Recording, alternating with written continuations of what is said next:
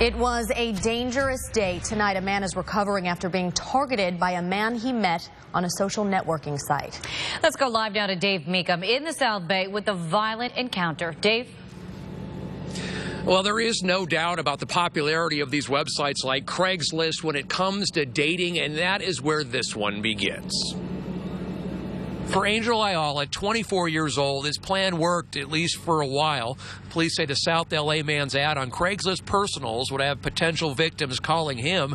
He'd respond gun in hand. You don't know who you're meeting up with, and then all of a sudden, stuff happens, you know? At the Dolphin, the South Bay's oldest gay bar, all of it not so surprising, really. It's a con game they've heard played out before. There's people that I've heard of that have been ripped off, mostly on the escort thing.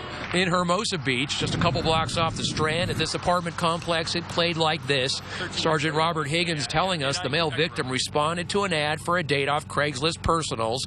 Little did he know, kidnapping, robbery, and carjacking were in store once the man showed up. They actually spent some time together talking, and then the suspect produced a handgun and ordered the victim to load electronic items and personal items into the victim's vehicle. The two would then drive to an ATM, pull out cash, and then the victim would be left curbside in El Segundo.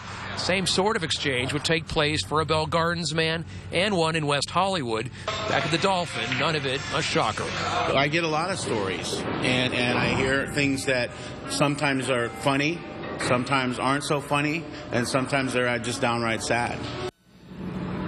And this case right here, in terms of the arrest, fingerprints are what led to it all. Turns out this guy had quite a record. They used those prints and they got him in. We'll send it back to you in Hollywood. Dave, thank you.